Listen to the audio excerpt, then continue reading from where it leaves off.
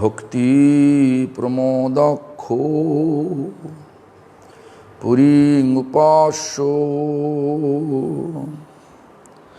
ভক্তি প্রমোদক্ষো পুরীং প্রণম্য ভক্তি প্রমোদং লভতে জনবৈ।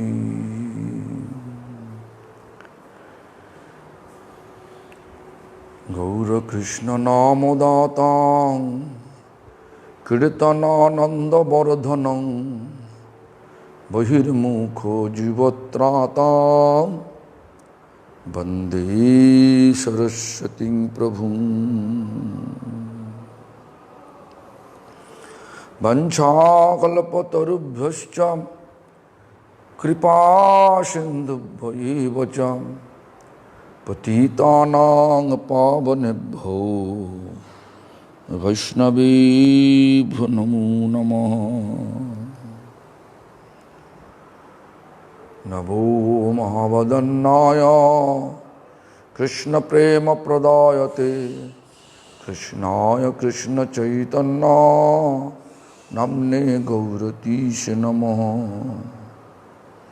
হে কৃষ্ণ করুণা সিন্ধু দীনবন্ধু জগৎপতে গোপেশ গোপিকাকান্ত রাধাকান্ত নমস্তুতে।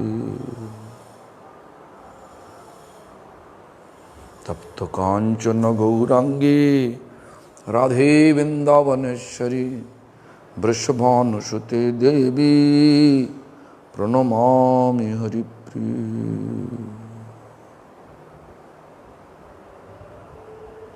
বৃন্দায় তুলসী দেব্যৈ প্রিয়া ওই কেশবস্য চ কৃষ্ণ ভক্তি প্রদে দেবী সত্যবত্যৈ নমো নমঃ। শ্রী কৃষ্ণ চৈতন্য প্রভু নিত্যানন্দ শ্রী অদ্বৈত গদাধর শিবাসাদি গৌর ভক্তবৃন্দ। হরে কৃষ্ণ কৃষ্ণ কৃষ্ণ হরে হরে হরে রাম রাম রাম হরে হরে। সর্বাগ্রে শ্রী ভগবানের অভিন্ন প্রকাশ বিগ্রহ শ্রী ভগবদ জ্ঞান প্রদাতা শ্রী ভগবানের সেবায় অধিকার প্রদানকারী শিল গুরুপাদ পদ্ম নিত্যলীলা প্রবিষ্ট বিষ্ণুপাদ স্তোত্র শত শ্রী শ্রীমদ ভক্তি প্রমোদ পুরী গোস্বামী ঠাকুর পরম গুরুপাদ পদ্ম নিত্যলীলা প্রবিষ্ট শিল প্রভুপাদ ভক্তি সিদ্ধান্ত সরস্বতী গোস্বামী ঠাকুর আর সম্প্রদায়ের সকল আচার্যবৃন্দের শ্রীপাদ পদ্মে প্রণত হয়ে তাঁদের অহিত কি কৃপা প্রার্থনা করি। আজ কৃষ্ণের জন্মলীলার দিন। কৃষ্ণের জন্মলীলা এটা একটা শুনলে কিরম লাগে। শাস্ত্র বলছে যে কৃষ্ণ অনাদির আদি গোবিন্দ, কিন্তু অনাদির আদি মানে সে আগেও ছিল, মানে সৃষ্টির আগেও ছিল, এখনও আছেন এবং ধ্বংসের পরেও থাকবেন। এটা হচ্ছে অনাদির আদির গোবিন্দে সনাতন শব্দের অর্থ। সচ্চিদ আনন্দ। কৃষ্ণ আবার সনাতন, কৃষ্ণ আবার চিন্ময়, কৃষ্ণ আবার আনন্দ, আনন্দপূর্ণ। তো যাই হোক, কিন্তু ভগবান লীলা করার জন্য মানে জন্মলীলা করে যারা বাৎসল্য রসের ভক্ত তাদেরকে আনন্দ দেওয়ার জন্য তিনি প্রকট হন, মানে জন্মলীলা করেন। জন্মলীলায় আমরা দেখি যে দেবকী বসুদেব, দেবকী এবং বসুদেব দুজন বিবাহ হচ্ছে। আর বসুদেব, আচ্ছা, দেবকী হচ্ছে অসুর রাজ কংসের, মহারাজ উগ্রসেন, উগ্রসেনের পুত্র কংস। সেই কংস আনন্দ সহকারে তার ভগ্নী মানে বোন, সেই বোনের বিয়েতে বোনকে বাড়ি থেকে শ্বশুর বাড়ি ছাড়ার জন্য নিজে রথ চালাচ্ছেন।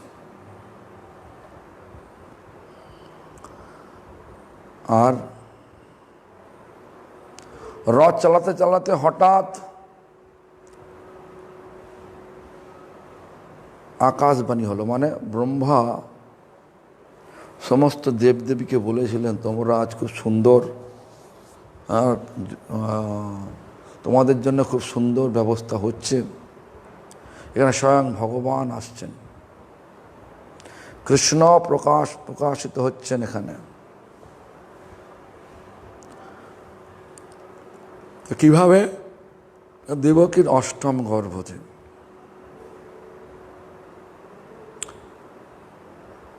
কিন্তু অষ্টম গর্ভ তখনই প্রকাশ পাবেন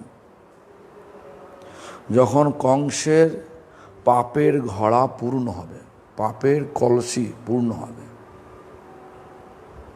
পাপ কলসি পূর্ণ তাড়াতাড়ি করতে হবে কংসের পাপ কলসি। এই জন্য দেবতাগণ আকাশবাণী করলেন।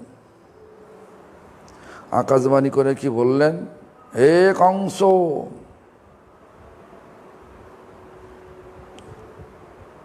তুমি এত আনন্দ করছো, কিন্তু এই দেবকীর অষ্টম গর্ভ তোমার মৃত্যুর কারণ হয়ে দাঁড়াবে। কংস ভগ্নীকে, নিজের বোনকে এতই ভালোবাসতেন, প্রথমটা শুনেও শুনলেন না, দ্বিতীয়বার করলেন তখনও শুনলেন না, তৃতীয়বার করলেন অসুরের প্রবৃত্তি জেগে উঠল। অসুরের প্রবৃত্তিটা কি? সবসময় নিজেই থাকবো ভালো। তাই সেই কংস নিজের ভগ্নীকে যে এতক্ষণ আদর করে নিয়ে আসছিল, এখন সে চুলের ঝুঁটি ধরে চলেছে, চুলের ঝুঁটি ধরে টানছে, তলোয়ার বার করেছে। আর তার কেন না, দেবকী যখন, দেবকীর অষ্টম গর্ভ যখন আমার মৃত্যুর কারণ, দেবকীকে শেষ করে দিই। হ্যাঁ, এই বিচার নিয়ে একদম তলোয়ার বার করে দেবকীর গলায় বসাবে। এই সময় বসুদেব উবাচ, দেবকীর পতি বসুদেব বলে উঠলেন,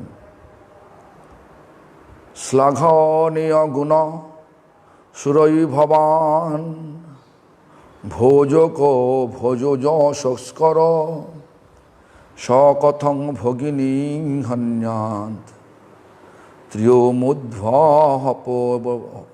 মুধ্বপবর্বণী।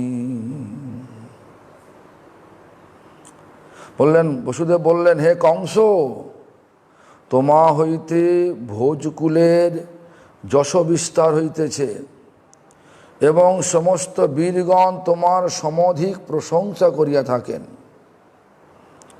তোমার মতো লোকের কি এই বিবাহ উৎসবে ভগ্নী হত্যা করা শোভা পায়? ভগ্নী হত্যাং স্ত্রীয় মূর্ধ অপপর্বণী। হ্যাঁ, এরম একটা যুক্তি দিয়ে তার কংসর মনটাকে থামিয়ে দিলেন। তারপরে কি হলো? মৃত্যুর জন্ম বতাং বীর দেহে ন সহজায়তে অদ্যং বাবদ্দশন্তে বা মৃত্যু বৈ প্রাণিনাং ধ্রুব দেহে পঞ্চতম মাত্র গপন্নে দেহি কর্মানুগ্রহ বশ দেহান্তর মুনপ্রাব্য প্রাক্তন তজ্জতে বপু। হে বীর, সমস্ত জীবের দেহ সৃষ্টির সময়েই মৃত্যুর ব্যবস্থা হইয়া থাকে। তদনুসারে অদ্য হোক বা জন্মদিন হইতে 100 বৎসর পরে হোক, সকলেরই অবশ্য মৃত্যু হইবে। তারপরে কি বললেন? দেহি পঞ্চ তন্মাপন্নে দেহি, পঞ্চভৌতিক দেহের পঞ্চপ্রাপ্তির সময় হইলেই দেহাভিমানী জীব কর্মবশত দেহান্তর পরিগ্রহ করিয়া পূর্ব দেহ ত্যাগ করিয়া থাকেন। দেহে পঞ্চতন্মাত্তন্পন্নে দেহি কর্মানুগ্রহবশ দেহান্তর মনুপ্রাপ্য প্রাক্তনং তজ্জতে বপু। এটা সত্যি কথা তো। যখনই আমাদের সময় আসবে, ভক্তিনাথ বললেন না যে আজীবা 100 বর্ষে অবশ্য মরণ, নিশ্চিন্তে না থাকো ভাই যত শীঘ্র পার গোবিন্দ চরণ। যার যেদিন মৃত্যু লেখা আছে, জন্মবার সঙ্গে সঙ্গে মৃত্যু হয়ে যায়, সেদিনই তার মৃত্যু হবে। দেখবেন অনেকে চেষ্টা করেও মরতে পারে না। একটা কথা এই 2 বছর আগে হবে, 2 বছর আগে, হিলো বলে একটা হাওয়াইতে ছোট্ট টাউন আছে, সেখানে আচার্য প্রভু নামে একজন ভক্ত আছে। সে আচার্য প্রভু মরতে চায়। কি করে না, মরবার জন্য সে মানে বয়স হয়ে গেছে তার, সেই জন্য সায়েন্টিস্ট মানে বৈজ্ঞানিক ছিলেন, ভালো টাকা পেনশন পায়, কিন্তু বিবাহ করেননি বা করে বা বউ চলে গেছে, যা একটা হবে একটা, একাই থাকেন। 40 দিন সেই বৃদ্ধ আশ্রমে আছে। শরীর শুকিয়ে পাকিয়ে একদম মানে কাঠই হয়ে গেছে। তো বলছে আমার মরণ হচ্ছে না কেন?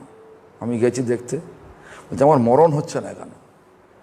তখন আমি এই কথাটাই বলেছিলাম, দেখুন যার যেদিন মরণ হবে সেদিনই হবে।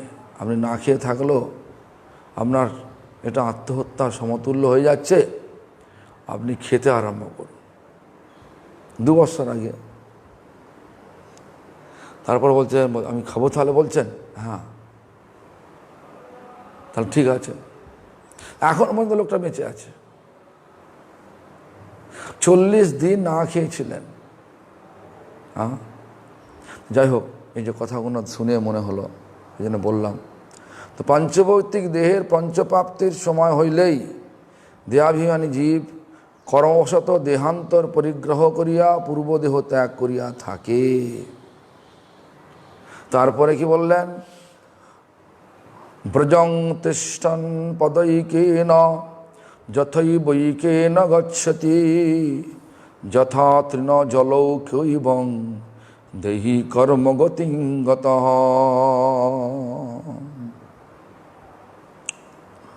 গমনকালে গমনকারী ব্যক্তি যেমন এক চরণে অগ্রবর্তী ভূমি আশ্রয় করিয়া পশ্চাৎবর্তী ভূমি ত্যাগ করে, কিংবা তৃণজলৌকা গমন, লৌকা যেমন এক গাছি তৃণ আশ্রয় করিয়া পূর্বগাছি পরিত্যাগ করে, সেইরূপ কর্মাধীন জীব এক দেহ ধারণ করিয়া পূর্ব দেহ ত্যাগ করে। বজ্রং তিষ্ঠন পদৈকেন, যেমন একটা লোক, যেটা বলে দিলাম আগেতে, একটা লোক আগে জমিটা দেখে পা ফেলে, তারপরে পেছনে পাটা তোলে। তৃণ জলৈকৈবং দেহি কর্মগতিং গতঃ।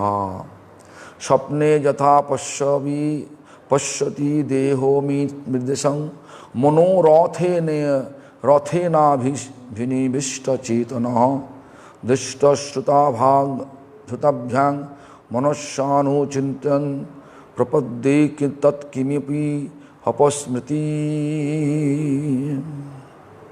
দেখুন, জাগ্রত অবস্থায় কোনো কোনো ব্যক্তি যেমন রাজৈশ্বর্য দেখিয়া কিংবা ইন্দ্রাদি দেবতাগণের ঐশ্বর্যের কথা শুনিয়া লালসাবশত তা চিন্তা করিতে করিতে স্বপ্নাবেশে নিজেকেই রাজা কিংবা ইন্দ্র বলিয়া মনে করে এবং তৎকালে নিজের দরিদ্র দেহের স্মৃতি লুপ্ত হইয়া যায়। কিংবা কোনো ব্যক্তি যেমন ঐশ্বর্য লালসায় জাগ্রত অবস্থাতেই গাঢ় চিন্তা করিতে করিতে নিজ দেহ ভুলিয়া গিয়া নিজেকে রাজা প্রভৃতি মনে করিয়া তাহাতেই আবিষ্ট হইয়া যায়, সেই রূপ জীব কর্ম লালসাবশত পূর্বদেহের কথা ভুলিয়া গিয়া দেহান্তরে আবিষ্ট হইয়া যায়। স্বপ্নে যেটা দেখে মনে হয়, তখন স্বপ্নে দেখছে রাজা হয়ে গেছে, সে এখন রাজা হয়ে গেছে, স্বপ্নে রাজা হয়েছে, আসলে রাজা নয়। কিন্তু ভাবছে, যদি ভাবে আমি রাজা, তা তো মূর্খামি হয়। যত ধাবতি দৈব চোদিতং মনো বিকারন্ত কমাপ পঞ্চসু গুণেষু ময়া রোচিতেষু দেহস্যৌ প্রপদ্যমান সহত্তেন জায়তে।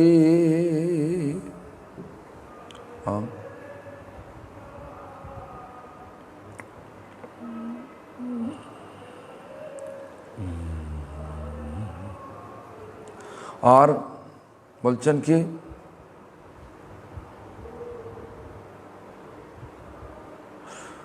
দেহান্তকালে জীবের নানা বাসনাময় মন পূর্বজন্ম সঞ্চিত কর্ম সংস্পর্শত মায়া রচিত অসংখ্য পঞ্চভৌতিক দেহের মধ্যে এই যে কোনো একটি দেহে অভিনিবিষ্ট হয় এবং সেই দেহে জীব আমি আমার এই অভিমান প্রাপ্ত হইয়া সেই দেহধারী হইয়া জন্মগ্রহণ করে।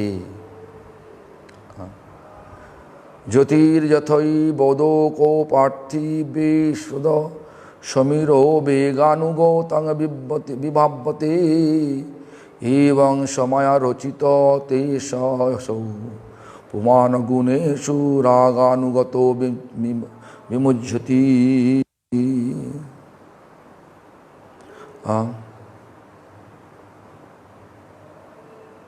গগনস্থ চন্দ্র সূর্যাদি ঘটস্থ জলে প্রতিবিম্ব হইলে যেমন বায়ুবেগে তাহা কম্পিত হয়, কিন্তু প্রকৃতপক্ষে চন্দ্র সূর্যাদি কম্পন হয় না। সেইরূপ সচ্চিদানন্দ স্বরূপ শুদ্ধ জীব ভগবানের মায়া নির্মিত দেহে আমি অভিমান করিয়া দেহের ধর্ম জড় অমরণাদি ভোগ করে, কিন্তু প্রকৃতপক্ষে শুদ্ধ জীব জরা মরণাদি রহিত। এরম ধরনের বিচার দেখাচ্ছে। হ্যাঁ, বলছে একটা ঘটেতে জল আছে, জলের মধ্যে চন্দ্র সূর্যের প্রতিবিম্ব পড়ছে। জলটা যখন হাওয়া দেয় তখন দেখা যায় চন্দ্র সূর্য নড়ছে, জলটা নড়ছে, সেই জন্য চন্দ্র সূর্য নড়ছে। কিন্তু সত্যি করে চন্দ্র সূর্য নড়ে কি? তেমনি করে বলছেন আমাদের এই সচ্চিদানন্দ স্বরূপ শুদ্ধ জীব যে আত্মা ভগবানের মায়া নির্মিত দেহে আমি অভিমান করিয়া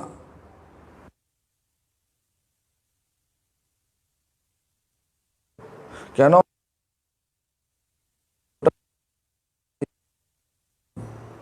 চিতি মানে মাটি, তেজ মানে আগুন, অব মানে জল, তারপরে হচ্ছে মরুদ মানে হচ্ছে বায়ু, আর বোম মানে হচ্ছে আকাশ, ফাঁকা জায়গা। এই দিয়ে দেহটা তৈরি হয়। আর যে এই দেহতেই নানা রকম অভিমান করে থাকি আমরা। কিন্তু কখনো চিন্তা করি না, কখনো আফসোস করি নাই যে আমি এই দেহ, মানুষ দেহ পেয়েছি, ভগবত ভজনের উপযুক্ত দেহ আমি করলাম না, এটা কখনো অনুশোচনা করলাম না কেন? ওই জন্য দেখবেন আমাদের ভক্তিবিনোদ ঠাকুর একটা কীর্তন লিখেছেন, দুর্লভ মানব জন্ম লোভিয়া সংসারে, কৃষ্ণ না ভজিনু দুঃখ কহিব কাহারে। এই দুর্লভ মানব জন, দুর্লভ মানে কি, অনেক বড় অর্থ, যেটা পয়সা দিয়েও পাওয়া যায় না তাকে বলা দুর্লভ, সেই সহসা পাওয়া যায় তাকে বলা দুর্লভ। এই মানব জন্মটা সহসা হয় না, সহসা হয় না, কিন্তু পেয়ে গেছি দুর্লভ জন্ম। কোথায়? এই সংসারে। সংসার মানে কি? সংসার মানে হচ্ছে মিথ্যে আসক্তি। সবটাই একটা মিথ্যে, মানে সত্যি নয়। যেমন আমি মা, বাবা, কাকা, কাকিমা যাই বলো না কেন, আমি কোনো কিছুই নয়। আমি একটা মাত্র পরিচয় আমার, আমি ভগবানের দাস, আত্মা, অত্যন্ত অতি অনু আত্মা, ভগবানের দাস। কিন্তু আমরা কিরম ধরনের অহংকার করে থাকি দেখবেন, আপনাদের বিচার করি দেখবেন। হ্যাঁ, তো সেই মিথ্যে অভিমান আমি আমার করে থাকি, আর নানা রকমের সব গণ্ডগোল হয়ে থাকে। আর জড় ধর্ম ভোগ করে, প্রকৃতপক্ষে শুদ্ধ জড় বাচ্চা হয়ে গেল। এবার হচ্ছে তস্মান কস্যচিৎ দ্রোহমাচরেত স তথাবিধ আত্মন ক্ষেম মন্বিচ্ছন দুগ্ধ পরত ভয়ম।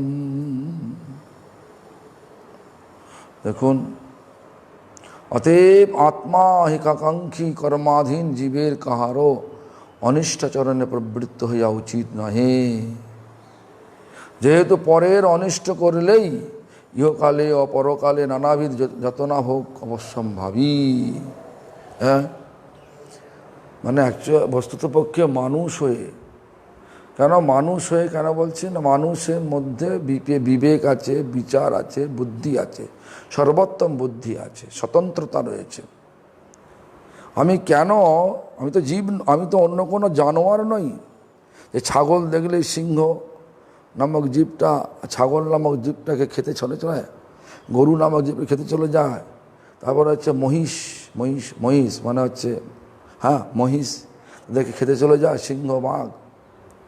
আমি তো সেরকম নয়, আমার মধ্যে বিবেক রয়েছে, বুদ্ধি রয়েছে, ক্ষমতা রয়েছে। বুদ্ধির ক্ষমতা সব থেকে বড় ক্ষমতা। কিন্তু আমি কেন অপরকে কষ্ট দেব, অপরকে অকারণে কষ্ট দেব না। যদি অপরকে কষ্ট দেয়া হয়, তাহলে ইহকাল পরকালে নানাবিধ যাতনা হোক অবশ্যম্ভাবী। এসব বোঝাচ্ছেন, কাকে বোঝাচ্ছেন? কংসকে বোঝাচ্ছেন। কে বোঝাচ্ছেন? না, বসুদেব বোঝাচ্ছেন। এসা তবানুজা বালা কৃপণা পুত্রী কুপমা হন্তং নাহর্ষি কল্যাণী মিমাংতং দীনবৎসল। দেখুন এখানে কি বলছেন, দেখুন।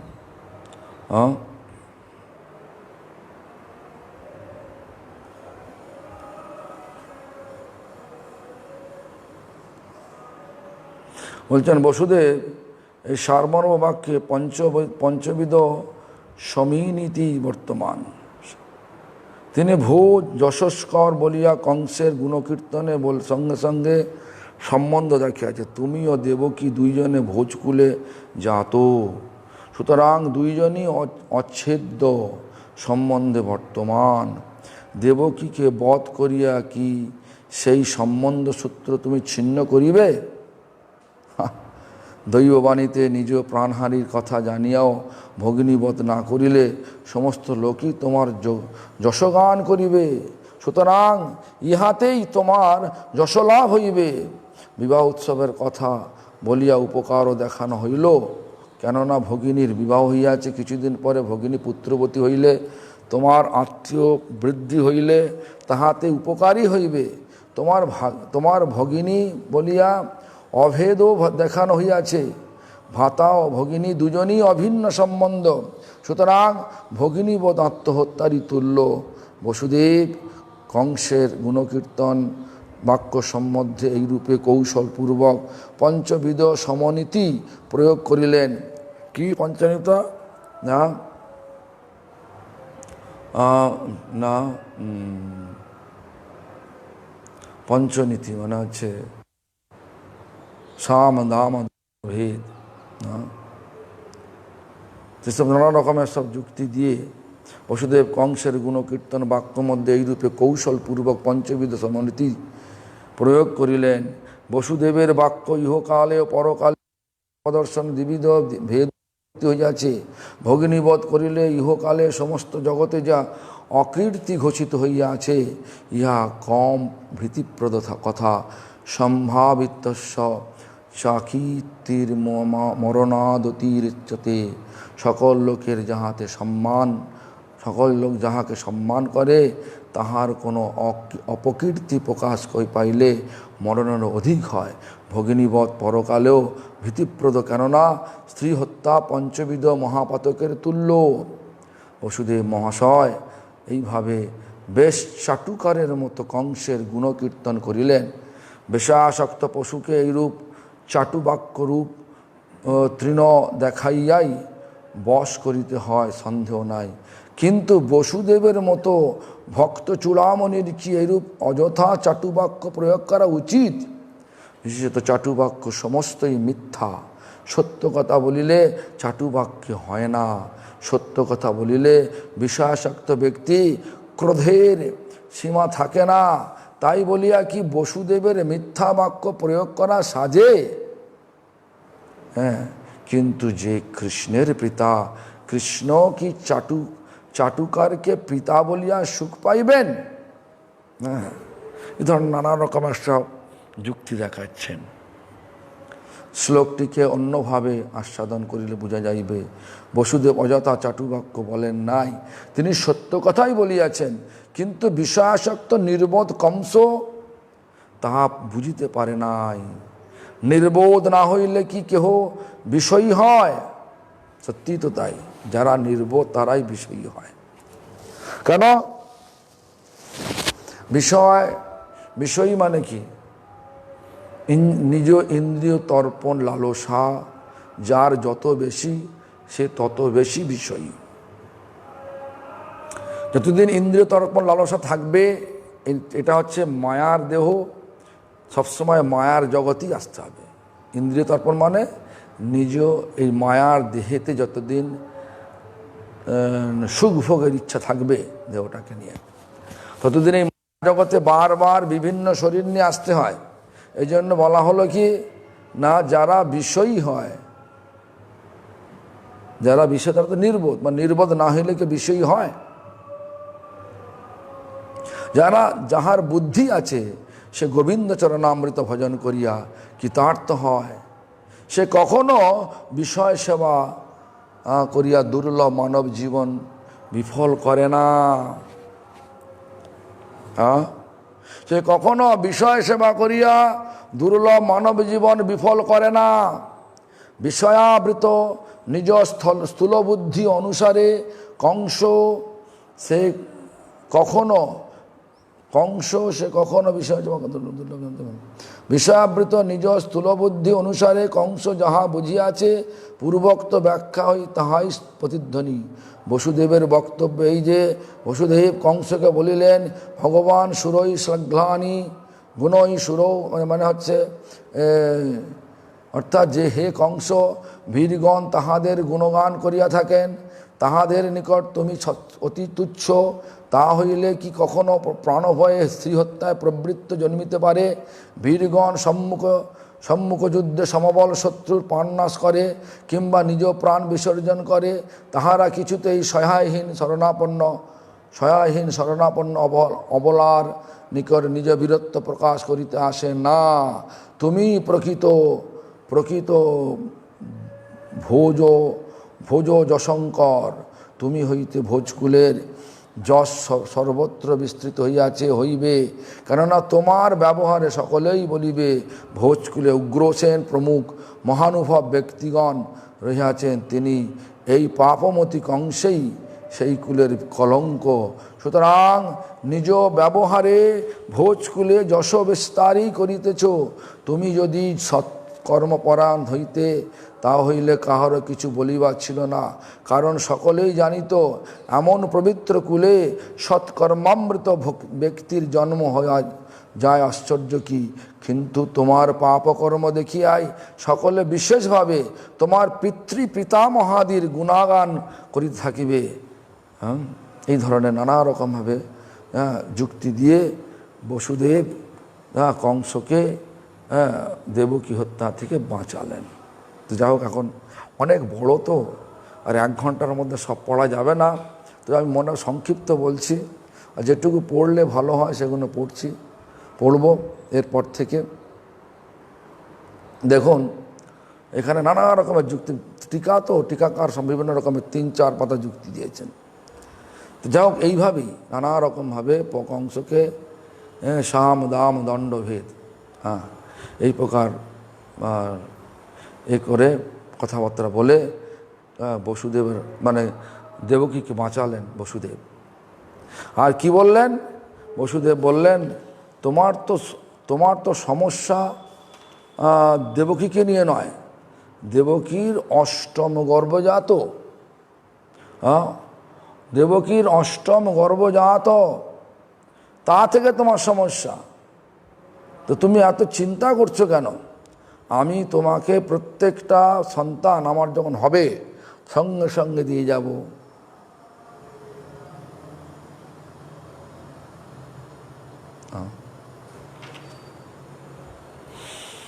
তখন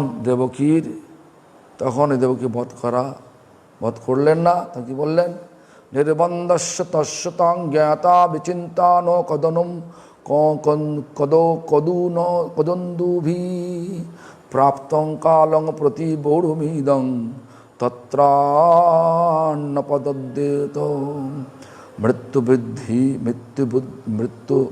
মৃত্যুবুদ্ধি মতাপহে যাদব বুদ্ধি বলোদয়ম যদ্দোষৌ ন নিবর্তেত নাপরাধে অস্তি দেহিনা প্রদায় মৃত্যুবে পুত্রান মোচয়ে কৃপণামিমাম সুতামে যদি জায়রন মৃত্যুবান নিয়তে চে।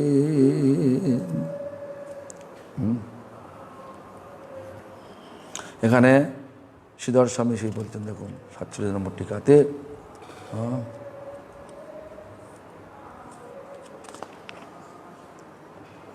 বলছেন বসুদেব মহাশয় কংসের আকারে অঙ্গিতে দেবকী বধের অতি আগ্রহাতিশর্য বুঝিয়া ক্ষণকাল মনে মনে বিচারপূর্বক দেবকীর আসন্ন মৃত্যু নিবারণ করিবার জন্য এই উপায় স্থির করলেন। তারপরে কি বলছেন? বুদ্ধি কৌশল বলপ্রয়োগ ত্রুটি না করিয়া আসন্ন বিপদের প্রতিকার করা বুদ্ধিমান ব্যক্তির একান্ত কর্তব্য। তাহাতেও যদি বিপদের নিবৃত্তি না হয় তাহলে তাহার আর অপরাধ কি? যুদ্ধ করলে কি অসুবিধা আর কি? তো যাই হোক, যদি দেবকীর গর্ভে আমার পুত্র জন্মগ্রহণ করে এবং তাহার পূর্বে কংসের মৃত্যু না হয় তাহলে কি কর্তব্য তাহা তখন বিবেচনা করা যাইবে। এখন দেবকী গর্ভে পুত্র জন্মিলে সেই পুত্র কংস হস্তে সমর্পণ করিব, এইরূপ অঙ্গীকার করিয়া আপাতত দেবকীকে মৃত্যুর হাত হইতে নিস্তার করিতে চেষ্টা করি। মানে এটা হচ্ছে বসুদেব উপায় বার করলেন। তারপরে কি বললেন? বিপর্যয় বাকিং নাসাদগতি ধাতুর দূরত্বয়া উপস্থিত নিবর্তেত নিবৃত পুনরাপয়ততে। বিধির বিধান বুঝিবে কার সাধ্য? অজামিল মার্কেন্ড প্রমুখের আসন্ন মৃত্যু বিধির বিধানে নিবারিত হইয়াছিল এবং হিরণ্যকশিপু প্রমুখের অসম্ভব মৃত্যু সম্ভব হইয়াছিল। সুতরাং আমার ভাবী পুত্রের হাতে কংসের প্রাণ যাইবে কিনা তাহাই বা কি বলিতে পারে? এটা করলেন, বাসুদেব করলেন, কিন্তু আমার যে পুত্র হবে তার প্রাণ কংসতে যাবে কি না সে কে বলতে পারে? কেউ বলতে পারবে না। যাই হোক, এরপরে কি বলছেন? অগ্নের যথা দারু বিয়োগ যোগো রো দৃষ্ট তহন্ন নিবৃত্তমস্তি এবং হি যন্তরোপি দুর্বিভাব্য শরীর সংযোগ বিয়োগ হেতু এবং বিমুষ্য তং পাপং যাবদাত্ম নিদর্শন প্রজয়ামাস বৈ শৌরি বহুমান পুর সরম প্রজ্বলিত অগ্নিতে সন্নিহিত গৃহদাহ না হইয়া দূরস্থ গৃহদাহ হইতে দেখা যায়, তাহাতে সেই গৃহস্থের অশুভ শুভাদৃষ্টি দূরদৃষ্টু ভিন্ন অন্য কোনো কারণ কল্পনা করা যায় না। জীবের দেহপ্রাপ্তি ও দেহ না সেইরূপ ব্যাপার, ইহাতেই অদৃষ্ট ছাড়া আর কোনো কারণ কল্পনা করা দুর্ঘট। বাসুদেব মহাশয় বিশেষ বিবেচনাপূর্বক এরূপ চিন্তা করিয়া আবার সেই প্রাপমতি কংসের নানাবিধ তুতি মিনতি করিয়া তাহাকে বিশেষভাবে সম্মানিত করিলেন। পূজয়া মানসে বৈ শৌরী বহুমান পুরঃসরম নানা রকমভাবে করলেন। যে কোনো পরে, এটা হচ্ছে নীতি, যে যখন কোনো বিপদ আসে সেই বিপদের সময় এই সমস্ত নীতি অবলম্বন করে সব প্রাণ বাঁচাতে হয়। প্রসন্ন বদনাম ভোজো নৃশংসং নিরপত্রপম মনসা দুর্যা মানে ন বিহসন্নি দ্রম ব্রবীত। শ্রী বসুদেব উবাচ সিহন্ত, এখানে হচ্ছেন টিকাকার বলতে, এখানে সুখদেব বললেন, সুখদেব কি বললেন দেখুন। অনন্তর বসুদেব মহাশয় মনোদুঃখ গোপন করিয়া সহস্র বদনে সেই নির্লজ্জ কুড়মূর্তি কংসকে বলিতে লাগিলেন। বসুদেব উবাচ, কি বললেন? ন হাস্যন্তে ভয়ং সৌমং যদ্বৈ সাহ শরীরবাক পুত্রান সমপৈ জহর্ষ যশস্তে ভয়মুত্থিতম। বললেন, হে শান্ত প্রকৃতি, দৈব বাণীতে যাহা শোনা গেল তাহাতে দেবকী হইতে তোমার প্রাণনাশের আশঙ্কা করা যায় না। দেবকীর গর্ভজাত পুত্র হইতে আশঙ্কা আছে সত্য। অতএব তোমার নিকট প্রতিজ্ঞা করিতেছি যে দেবকী গর্ভজাত পুত্রগুলি তোমাকে অর্পণ করিব। শুকোবাচ, সুখদেব গোস্বামী বললেন, সুরবধাম্নি ববৃতে কংসস্তব্ধাকাশারবিত বসুদেবপি তং প্রীতো প্রসন্ন প্রাবিশানাদ ধ্রুবম। গৃহম, আচ্ছা গৃহম, আচ্ছা। তাহলে বলল, হে শান্ত প্রকৃতি দৈব বাণী শুনে যা এটা বললেন। তারপরে স্বস্বরূপধানী স্বস্বরূপধানী বৃত্তে কংসস্তব্ধাকাশ্যরবিত বসুদেব অপিতং প্রীতোপশংসি প্রবিশদ গৃহম। দেখুন, বসুদেব এই কথা যুক্তিযুক্ত মনে করিয়া কংস তখন ভগিনীবধ হইতে নিবৃত্ত হইলেন। বসুদেব আনন্দ চিত্তে কংসের ভূয়সী প্রশংসা করিয়া স্বগৃহে গমন করিলেন। এখানে অনেক বড় টিকা দিয়েছেন, এই টিকা পড়া যাবে না এখন, সময় হয়েছে, অনেক বড় টিকা। অথ কাল উপাবৃতে দেবকী সর্বদেবতা প্রত্যান পজু শোভে সচাচ্ছ কন্যাঞ্চৈব বানু বৎসরম। বসুদেব মহাশয়ের স্বগৃহে গমনের পর কিছুদিন অতীত হইল। সর্বদেবময়ী শ্রী দেবকীপতি বৎসর একটি করিয়া 8টি পুত্র একটি কন্যা প্রসব করিলেন। প্রতি বর্ষ একটা করে। কীর্তিমত্তং প্রণত কীর্তিমত্তং প্রথমজং কংসায়ন কুন্দুভি অপার আমাস করছেন সহ নিত নৃত্যদতি বিহবল।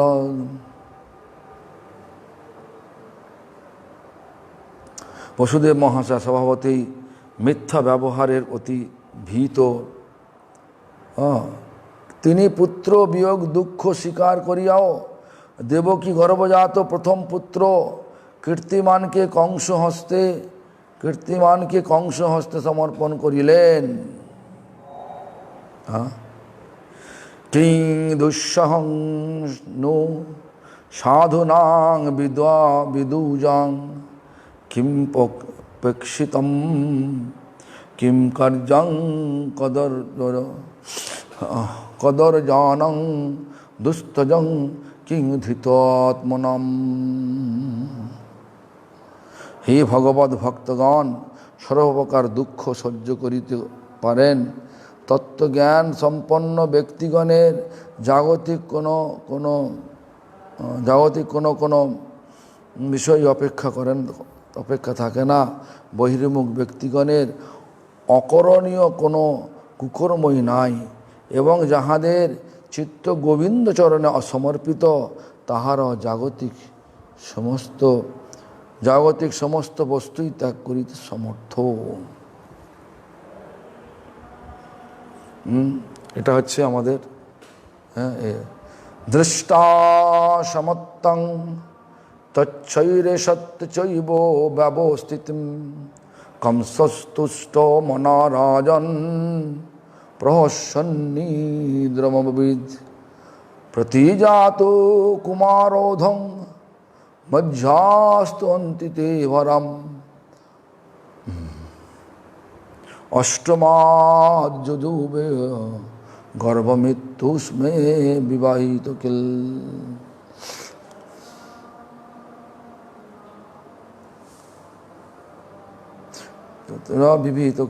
বিহিত কিল। হে বসুদেব, তুমি তো পুত্র লইয়া স্বগৃহে গমন করো। মানে দিতে গেছেন প্রথম পুত্রকে, বলছেন হে বসুদেব, দেবকীর প্রথম পুত্র হইতে আমার কোনো অনিষ্ট শঙ্কা নাই। কংস বলছেন তোমার অষ্টম পুত্র আমার প্রাণনাশ করিবে, ইহাই দৈববাণীতে শুনিয়াছি।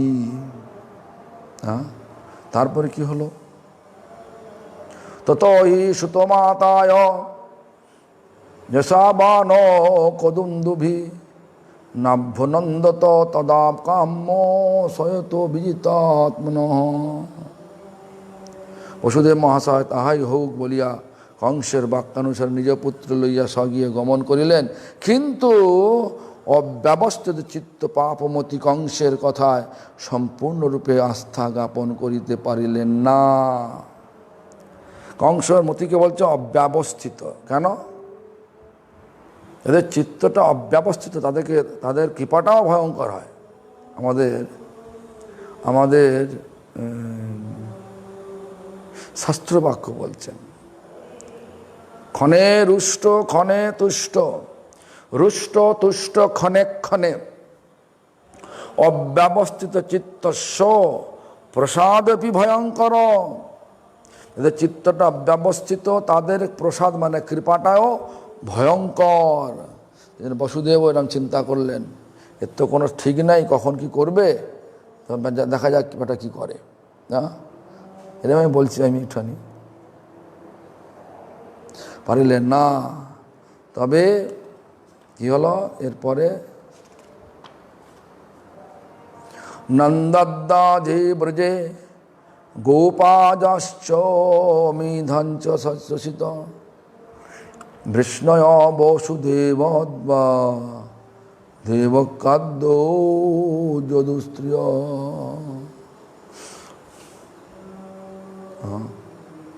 হে পরীক্ষিত, নন্দ প্রমুখ ব্রজবাসী গোপগণ, তাহাদের পত্নীগণ, বসুদেব প্রমুখ যাদবগণ, দেবকী প্রমুখ যাদব রমণীগণ এবং নন্দ বসুদেব উভয়ই কংসানুরক্ত জাতি জ্ঞাতি, কংস অনুরক্ত জ্ঞাতি, বন্ধু ভৃত্য সকলেই ছদ্মবেশী দেবতা। এরা কেউ সাধারণ লোক ছিলেন না সবসময়।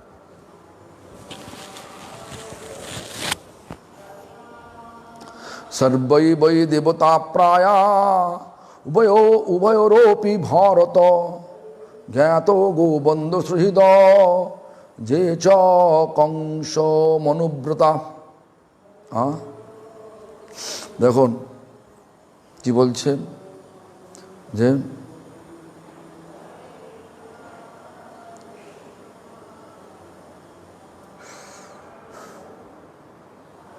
এখানে বলছেন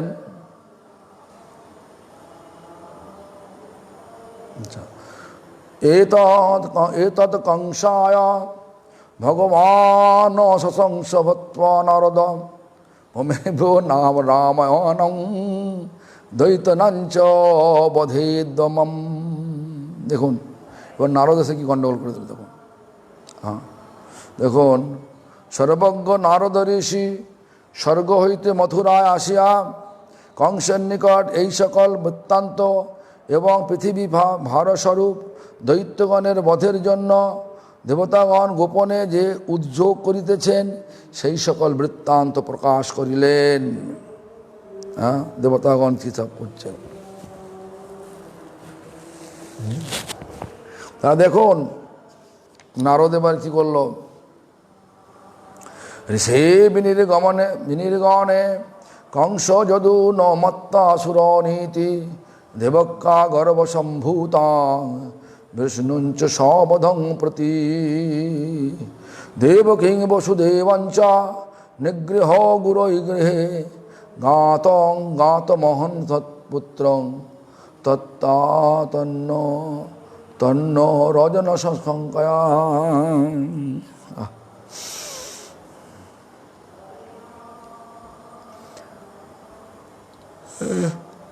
ভগবান নারদ ঋষি মথুরাতে চলিয়ে গেলেন কংস যাদবগণকে দেবতা জানিয়া এবং শ্রী ভগবান দেবকী গর্ভে জন্মগ্রহণ করিয়া তাহাকে বধ করিবেন জানিয়া বসুদেব দেবকীকে শৃঙ্খলাবদ্ধ করিয়া কারাগারে রাখিয়া দিলেন এবং শ্রী ভগবান জন্মগ্রহণ করিবেন এই আশঙ্কায় বসুদেব দেবকী সন্তান জন্মগ্রহণ করা মাত্রই বধ করিতে আরম্ভ করিলেন। প্রথম সন্তান ছেড়ে দিয়েছিলেন, তখন জেলে ছিল না, তারপরে থেকে জেলে পুড়ে দিলেন। কেন? নারদ বললেন। কি নারদ বললেন? এটাই তো সমস্যা। কি নারদ বললেন? নারদ যেটা বললেন সেটা হচ্ছে এই মনে মনে এই প্রকার বিচার করিয়া কংসকে বলিলেন, হে কংস, আমি তোমাকে একটি গুপ্ত কথা বলি শুনিও। নন্দ প্রমুখ এই ব্রজবাসী গোপ যশোদা প্রমুখ তাহাদের পত্নী ও মথুরা অন্যান্য স্থানবাসী যত যাদবগণ এবং বসুদেব দেবকী কেহই মানব নহেন, যা তোমার হিতৈষী নহেন, সকলেই তোমার আত্মীয়ের সাজে সাজিয়া তোমার সহিত ঘনিষ্ঠতা করিতেছেন বটে, কিন্তু ইহারা সকলেই দেবতা। তুমি পূর্বজন্মে মহাবল পরাক্রান্ত হিরণ্যাক্ষের পুত্র কালনেমী নামক অসুর ছিলে। দেবাসুরের যুদ্ধের সময় বিষ্ণু তোমাকে বধ করিলে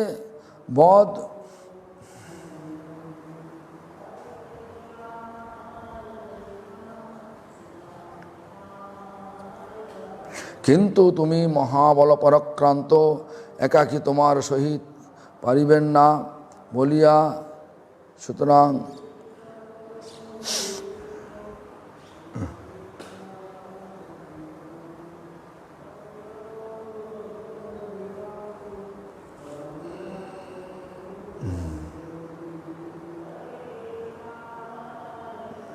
তুমি কংসরূপে অবতীর্ণ হয়ে আছো, এবার তুমি কংস তোমাকে বধ করিবার জন্য বিষ্ণু বিশেষ চেষ্টা করিতেছে, কিন্তু তুমি মহাবল পরাক্রান্তি একাকী তোমার সহিত পারবে না বলিয়া তোমার পার্শ্বদগণকে এবার আগে পাঠাইয়াছেন। তাহার পর তিনি স্বয়ং দেবকী গর্ভে জন্মলাভ করিবেন। তুমি যে দেবকীর প্রথম পুত্রকে বধ করো নাই, সেই কার্য তোমার ভালো হয় নাই।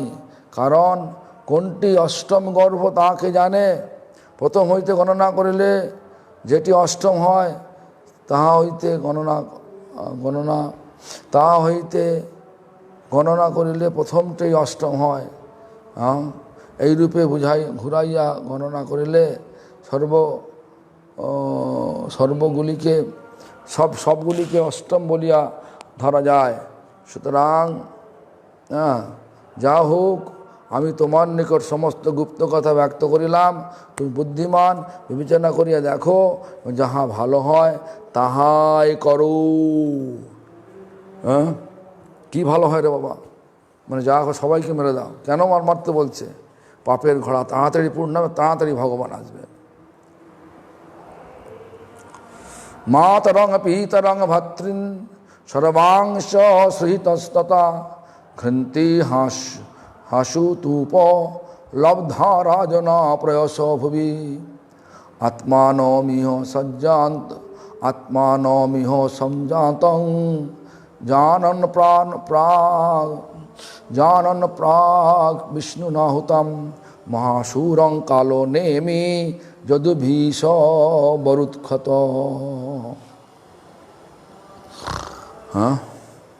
পৃথিবী স্বার্থপর এবং বিষয়লোলুপ নৃপতিগণ প্রায় নিজ পিতা মাতা ভাতা ও আত্মীয়গণকে বধ করিয়া থাকে।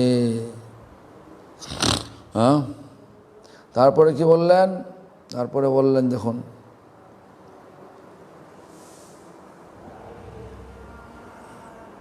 কংস পূর্বজন্মে কালনেমী নামক অসুর ছিল, ভগবান তাহাকে বধ করিয়াছিলেন।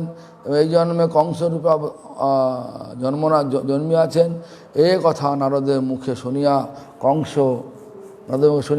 যাদবগণের সহিত মহাশত্রুতা করিতে আরম্ভ করিলেন। বৈষ্ণব তো শুনি না। উগ্রসেনশ্চ পিতরং যদুভোজান্ধ কাধিপম স্বয়ং নিগৃহ বুভুজ্যে সুরসেনান্ন মহাভাগ্ন।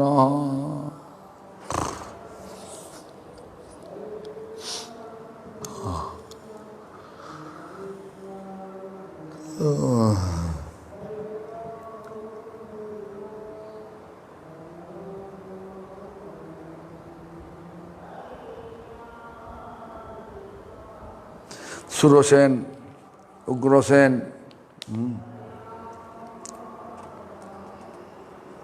যদুভোজ অন্ধক গণের অধিপতি নিজ জনক উগ্রসেনকে কারাগারে আবদ্ধ করিয়া কংস স্বয়ং রাজভোগ করিতে লাগিল। সে কথা শোনার পরে কী হলো? কংস সব ছেলে মারল আর নিজের পিতাকে বন্দি করলো। পাপের ঘোড়া পূর্ণ করতে হতো, যে কোনো প্রকারে পাপের ঘোড়া পূর্ণ করতে হবে। পাপের ঘোড়া পূর্ণ হলেই ভগবান আসবেন, যার জন্যে নারদ মুনি এটা গ্রহণ করলেন। নারদ মুনি স্বর্গ থেকে নেমে এলেন, এসে এসব বললেন। যাই হোক, এইটা হয়ে গেল প্রথম অধ্যায়। অনেক কথা রয়েছে। এবারে দ্বিতীয় অধ্যায়ে প্রলম্ব বক চানুর তৃণাবর্ত মহাসনৈ মুষ্টিকারিষ্ট দ্বিবিধ পুতনাকে শিব নিপ অন্নৈশ্বরাসুর ভূপাল বান ভৌমা দিভিযুত যদুনাং কন্দনং চক্রে বলিমাগ ধ্বংসয়স। সুখদেব বলিলেন, প্রলম্ব বক চানুর তৃণাবর্ত অঘাসুর, মুষ্টিক, আরিষ্ট, দ্বিবিদ, পুতনা, কেশী, ধেনুক প্রমুখ অসুর এবং বান, নরকাসুর প্রভৃতি অসুররাজগণের সহিত নিজে মিলিত হইয়া জরাসন্ধের সাহায্যে মহাবল কংস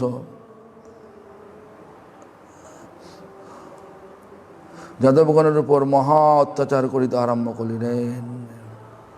পাপের ঘোড়া পূর্ণ হচ্ছে, আস্তে আস্তে অত্যাচার বাড়ছে, পাপের ঘোড়া পূর্ণ হচ্ছে। আর সপ্তম ষষ্ঠ 6টা গর্ব এইভাবে নষ্ট করে দিলেন কংস। এবার আমি সংক্ষেপেই বলি, 4 মিনিট বাকি আছে, পড়তে গেলে সময় হবে না, আর ঘুমও পেয়ে যাচ্ছে। তো যাই হোক, তাই কংস সকলকে মেরে দিলেন, পাপের ঘোড়া পূর্ণ হলো। সমস্ত যাদব কুলের যত লোক ছিলেন সকলকে অত্যাচার করতে লাগলেন, ওতে পাপ হলো। নিজের পিতাকে বন্দি বানিয়ে নিজে রাজা হলেন, এটাও পাপ হলো। এই পাপের ঘোড়া আস্তে আস্তে আস্তে আস্তে পূর্ণ হতে লাগলো। 6টা পুত্র চলে গেল। সপ্তম গর্ভে দেবকী সপ্তম গর্ভে এলেন কি শঙ্কর্ষণ, যিনি গুরুতত্ত্ব। এটার অর্থটা কি? অর্থটা হচ্ছে যে এই প্রথম 6টা আমাদের শরীরে বসবাসকারী 6টা শত্রু, যাকে আমরা বলি কাম, ক্রোধ, লোভ, মোহ, মদ, মাৎসর্য। এই প্রথম মানে 6টাকে আগে 6টার সঙ্গে বন্ধুত্ব বানাতে হবে। যদি সত্যিকারের শত্রুতা করে পারবো না, তাহলে বন্ধুত্ব করতে হবে। হ্যাঁ, কিরাম বন্ধুত্ব?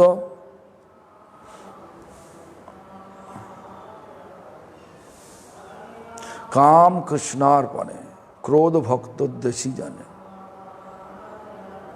এইভাবে বন্ধু বানাতে হবে। মানে এগুলো হবে না, কিন্তু এগুলোকে বুদ্ধি সহকারে নিজের নিয়ন্ত্রণে নিয়ে আসতে হবে। এই 6টা কাম, ক্রোধ, লোভ, মোহ, মদ, মাৎসর্য। হ্যাঁ, তো যখন এইগুলো সব নিজের নিয়ন্ত্রণে আনতে পারবো, এখন কি আছে আমাদের? আমরাই তাদের নিয়ন্ত্রণে আছি, কাম, ক্রোধ, লোভ, মোহ, মদ, মাৎসর্যের। কিন্তু এটাকে নিয়ে আসতে হবে আমাদের নিয়ন্ত্রণে, তখনই হবে প্রকৃত অর্থে দীক্ষা লাভ। সেই জন্য সপ্তম গর্ভে দেবকী সপ্তম গর্ভে এলেন শঙ্কর্ষণ। শঙ্কর্ষণ এলেন সপ্তম গর্ভে। যিনি কে? গুরুতত্ত্ব। মানে প্রকৃত অর্থে গুরু তখনই হয়, গুরুকরণ তখনই হয়। এখনকার যুগে গুরুকরণ সব তো নানা রকমভাবে ক্যানভাসিং প্রসেসে নিয়ে নিচ্ছি। আবার আর কি বলেন, শোনা যায় যে আবার স্কাইপের হরিনাম দীক্ষা দেওয়া হয়। কানের মধ্য দিয়া মরমে পশিল গো।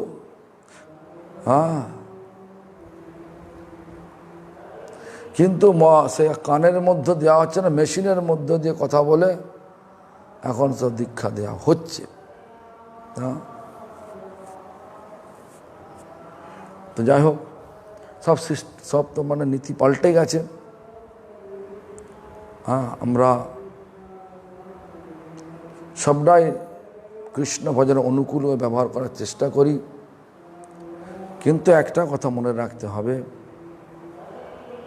কি কথা? কথাটা অত্যন্ত সরল কথা, যে গুরুকরণ, যথার্থ গুরুকরণ না হলে ভগবত দর্শন হয় না। যথার্থ গুরুকরণের জন্য অধিক হরিনাম করতে হবে। হরিনাম করে শত্রুগুলোকে বন্ধু করে নিতে হবে, আর এগুলোকে দিয়ে ভগবানের সেবা করাতে হবে। হ্যাঁ, সেবা করার প্রবৃত্তি জাগিয়ে তুলতে হবে। সে সপ্তম গর্ভে যখন শঙ্কর্ষণ এলেন, প্রকৃত দীক্ষা হয়ে গেল। আর প্রকৃত দীক্ষার পরেই হয় ভগবত দর্শন, তার আগে হয় না। এই জন্য আমাদের সকলের উচিত এই সমস্ত কারণগুলো জানা, তাতে চাতুরতা বাড়বে। আমরা তো এখন ধৈর্য নেই, দুমদাম মারামারি করে ফেলি। কিন্তু মারামারি না করে, মারামারি কাটাকাটি হানাহানি না করে, যদি আমরা শুধু বুদ্ধির দ্বারা এই এই জগতে থাকি, দেখবেন আমাদের কোনো আর অসুবিধা হচ্ছে না। ভগবান সব সুবিধা করে দিচ্ছেন। আমরা মৃত্যুর পরে ভগবানের কাছে ফিরে যাব। ভগবানের অন্য কোনো জায়গায় থাকবো না, কৈলাসে থাকবো না, অযোধ্যায় থাকবো না, একদম সর্বোপরি স্থান গোলক বৃন্দাবনে থাকব। এই প্রকার বিচার নিয়ে হরিনাম করুন, আর গোলক বৃন্দাবনে প্রত্যাবর্তন করে সেখানে দর্শন করুন। দেখবেন সেখানে ভগবান কৃষ্ণ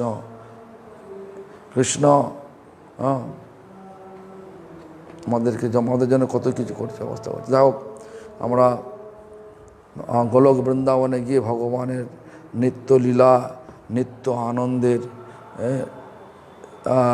সেবা সহায়ক হবার, এটাই হচ্ছে সেবা সহায়ক হব, এটাই হচ্ছে আমাদের মূল চরম লক্ষ্য।